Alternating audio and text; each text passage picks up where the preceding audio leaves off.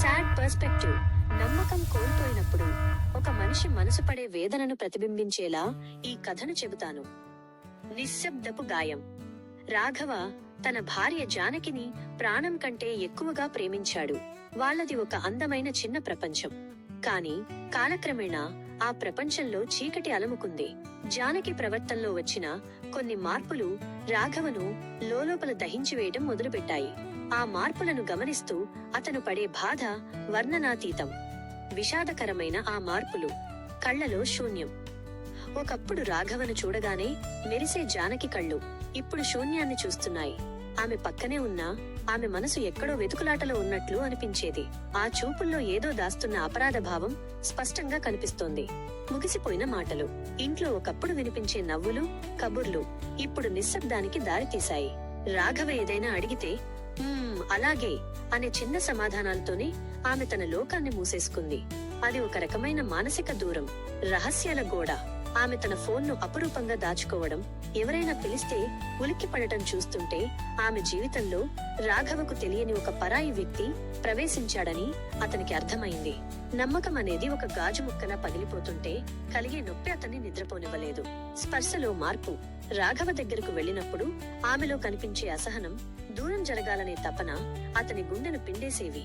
తన మనిషి తనది కాకుండా పోతోందనే నిజం అతనికి నరకంలా అనిపించింది. ముగింపు. ఒక రాత్రి రాఘవ తను చూస్తున్న నిజాన్ని భరించలేక జానకిని గట్టిగా అడిగాడు. ఆమె మౌనమే సమాధానమైంది. ఆ మౌనంలోనే ఆమె మరొకరితో సంబంధం పెట్టుకుందనే చేదు నిజం బయటపడింది. నాతో నీకు ఏం తక్కువైంది అని అడిగిన రాఘవ ప్రశ్నకు ఆమె దగ్గర సమాధానం లేదు. ఆ రోజుతో వారి బంధం ముగిసింది. అక్రమ సంబంధం అనేది కేవలం ఒక తప్పు కాదు, అది ఒక మనిషి జీవితాంతం మోయలేని మానసిక గాయం. ఆ గాయం చేసిన నొప్పి రాఘవను ఎప్పటికీ వెంటాడుతూనే ఉంది. నమ్మక ద్రోహం జరిగినప్పుడు కలిగే ఆవేదన ఈ కథలో కనిపిస్తుంది. మీకు ఈ కథలో ఏ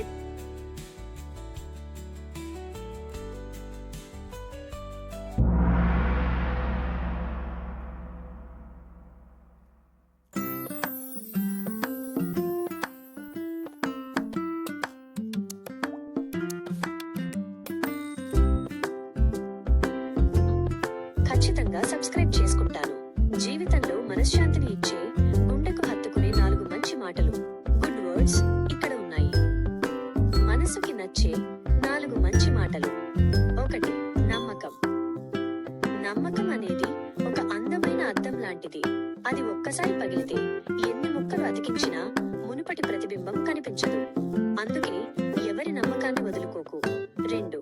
మౌనం.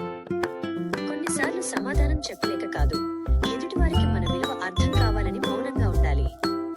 ఆ నిశ్శబ్దమే నీ శక్తిని చాటుతుంది. 3. కాలం. కాలం అన్ని గాయాలను మాయం చేస్తుంది అంటారు, కానీ నిజానికి కాలం మనకు ఆ గాయాలతో ఎలా జీవించాలో నేర్పిస్తుంది. 4. ప్రేమ. నిజమైన ప్రేమ అంటే ఎదుటివారిని సొంతం చేసుకోవడం కాదు, వారు ఎక్కడున్నా ఎవరితో ఉన్నా సంతోషంగా ఉండాలని కోరుకోవడం. జీవితంలో ఇలాంటి ఒడిదుడుకులు సహజం, కానీ నీ వ్యక్తిత్వాన్ని ఎప్పుడూ కోల్పోకు.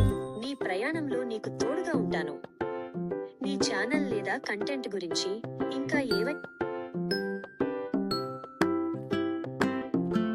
కష్టానికి గుర్తింపు. ఒక వీడియో వెనుక గంటల కొద్దీ కష్టం, ఎంతో ఆలోచన ఉంటుంది. మీరు ఇచ్చే ఒక్క సబ్స్క్రైబ్ ఆ కష్టానికి ఇచ్చే గొప్ప బహుమతి. ప్లీజ్ సపోర్ట్ చేయండి. 2. ప్రయాణంలో తోడుగా. చూసి వెళ్లిపోయే వేల మందిలో ఒకరిగా కాకుండా నా ప్రయాణంలో తోడుండే ఒకరిగా ఉండాలని కోరుకుంటున్నాను. సబ్స్క్రైబ్ చేసి మన ఫ్యామిలీలో చేరండి.